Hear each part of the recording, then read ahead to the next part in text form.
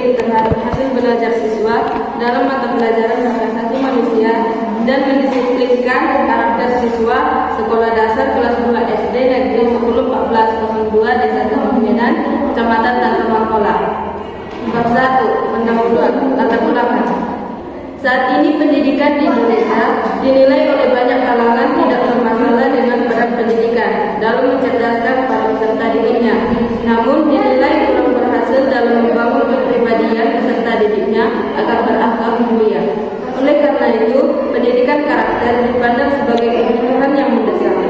Pendidikan karakter sudah tentu penting untuk semua tingkat pendidikan, yakni dari sekolah dasar hingga perguruan tinggi. Secara umum, pendidikan karakter sesungguhnya dibutuhkan semenjak usia dini. Apabila karakter seseorang sudah terbentuk sejak usia kecil, ketika dewasa tidak akan mudah berubah meski godaan atau rayuan datang begitu menggiurkan.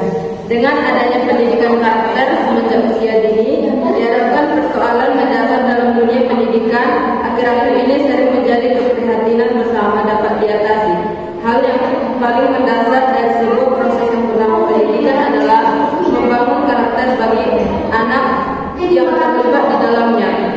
Inilah kenapa tidak sedikit yang berpendapat bahwa pendidikan karakter adalah jiwa dari sebuah pendidikan.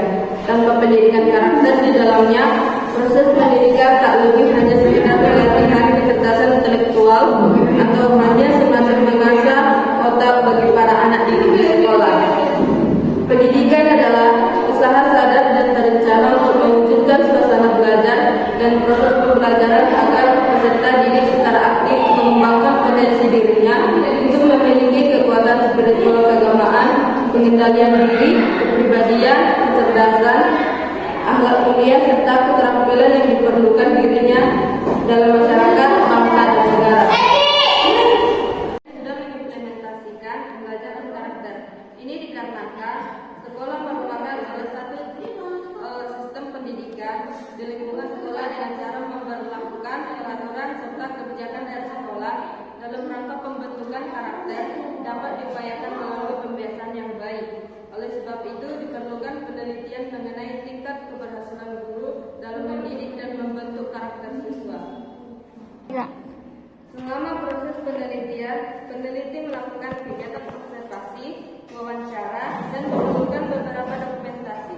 Penelitian ini mendeskripsikan tentang strategi guru dalam membentuk karakter siswa. Oleh karena itu, peneliti menggunakan pendekatan deskriptif. Deskriptif yaitu menggambarkan fenomena-fenomena yang ada, yang berlangsung saat ini atau saat lampau. Pendekatan ini tidak mengadakan manipulasi atau perubahan pada variabel-variabel bebas, tetapi menggambarkan satu kondisi apa adanya. B. Sumber data. Pertama, sumber data primer. Teknik pengumpulan data teknik adalah suatu langkah utama dalam sebuah penelitian, karena tujuan utama dari sebuah penelitian yaitu memperoleh data. Dengan menggunakan teknik pengumpulan data yang tepat, maka peneliti akan mendapatkan data yang sesuai dengan peneliti yang melakukan. Untuk memperoleh data yang dibutuhkan dalam penelitian ini, maka peneliti menggunakan teknik pengumpulan data sebagai berikut. Yang pertama, observasi. Observasi didefinisikan sebagai suatu proses kegiatan melihat, mengamati, mencermati perilaku secara sistematis untuk suatu tujuan tertentu. Observasi merupakan suatu kegiatan mencari data yang nantinya data tersebut dapat digunakan untuk membuat suatu kesimpulan atau diagnosis. Teknik pengumpulan data dengan cara observasi digunakan jika penelitian berhubungan dengan perilaku manusia, proses kerja, gejala-gejala alam serta jika responden yang diamati tidak terlalu luas. Kedua, wawancara.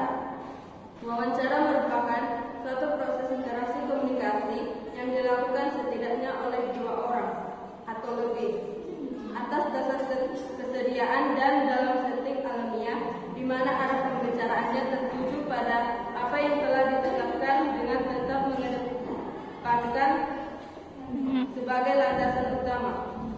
Ketiga, dokumentasi. Teknik dokumentasi adalah catatan atau data yang sudah berlalu. Dokumen ini dapat berbentuk tulisan, gambar, atau karya-karya monumental seseorang. Dokumentasi dalam bentuk tulisan, misalnya catatan harian, biografi, atau lain sebagainya. Dan yang D, uji keabsahan. Data keakuratan, keabsahan, dan kebenaran data yang dikumpulkan dan dianalisis sejak awal penelitian akan menentukan kebenaran dan ketetapan hasil penelitian sesuai dengan masalah dan proses penelitian. Agar penelitian yang dilakukan membawa hasil yang tepat dan benar sesuai konteksnya, maka peneliti dalam penelitian kualitatif dapat menggunakan berbagai cara. Yang pertama, meningkatkan ketekunan pengamatan.